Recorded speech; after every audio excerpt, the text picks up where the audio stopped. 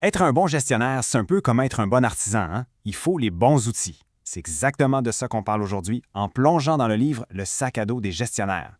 Pensez-y comme une véritable boîte à outils pour les leaders, que ce soit pour ceux qui commencent ou ceux qui ont déjà pas mal de millage. Alors la question, elle est simple, mais elle est tellement fondamentale. De quoi on a vraiment besoin pour bien gérer? Parce que entre les défis tous les jours, la motivation des équipes, les objectifs à atteindre, c'est quoi les outils qui font vraiment toute la différence? Eh bien, les auteurs Manon Tremblay et Gilbert Gagnon, ils nous amènent une image super parlante, celle du sac à dos. L'idée, c'est que chaque gestionnaire traîne avec lui un sac qu'il remplit au fil de sa carrière, avec ses expériences, ses leçons, puis ses bonnes pratiques. Mais attention, ce sac à dos, c'est bien plus qu'une simple image. C'est carrément une philosophie. L'idée derrière ça, c'est que la gestion, c'est pas une compétence qu'on apprend une fois puis c'est fini. Pas du tout. C'est un voyage où il faut tout le temps chercher, trouver et surtout savoir comment utiliser le bon outil au bon moment. Et le point qui est vraiment crucial à retenir, c'est que ce voyage-là, eh bien, il finit jamais. Alors justement, commençons à remplir ce fameux sac. On va voir ensemble les premiers outils essentiels que le livre nous propose. Alors, premier outil qu'on met dans le sac, et il est fondamental, c'est l'art de casser la routine, de constamment remettre en question le statu quo. On le sait, c'est tellement facile de s'installer dans le confort du « on a toujours fait ça comme ça », mais c'est là qu'est le piège. D'ailleurs, les auteurs utilisent une image parfaite pour ça, celle des bons vieux souliers. Tu sais, ils sont confortables, on les connaît par cœur. C'est exactement la même chose pour nos façons de faire, nos habitudes au travail. On s'y sent bien, mais la vraie question, c'est est-ce qu'elles sont encore adaptées à la réalité d'aujourd'hui? Et ça nous ramène à une vérité qui date pas d'hier, hein? Le philosophe Héraclite disait « On ne se baigne jamais deux fois dans le même fleuve ».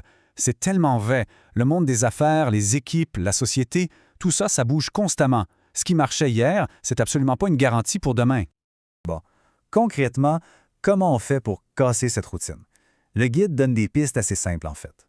D'abord, prendre un pas de recul. Juste se poser la question, est-ce que c'est encore la meilleure façon de faire?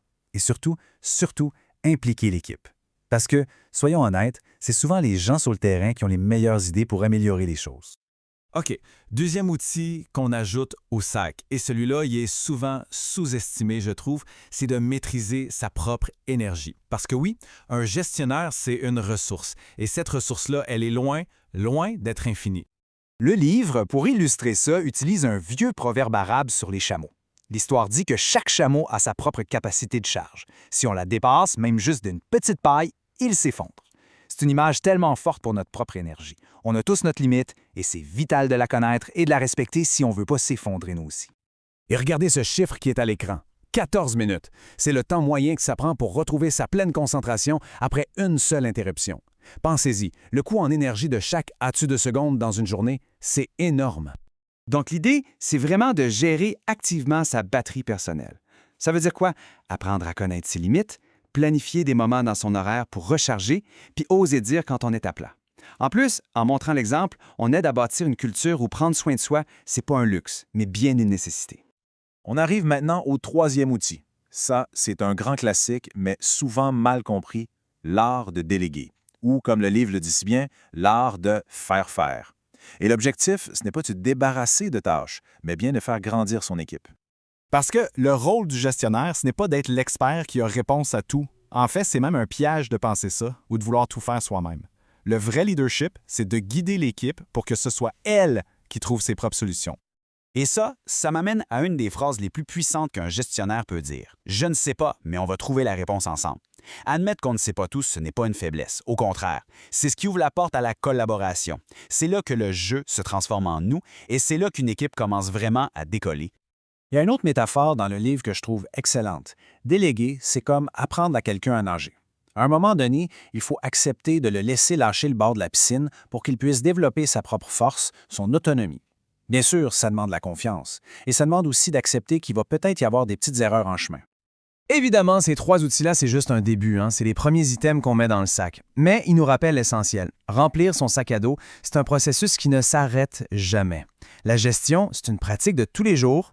Au final, s'il y a une chose à retenir du livre, c'est ce message simple mais puissant. Le leadership, ce n'est pas de viser la perfection. C'est une pratique. Chaque jour, chaque défi Et oui, même chaque erreur, c'est une occasion d'ajouter un nouvel outil dans son sac à dos.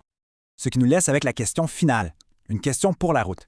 En pensant à sa propre réalité, à ses propres défis, quel serait le prochain outil qui mériterait une place dans son sac à dos pour continuer ce grand voyage qu'est la gestion?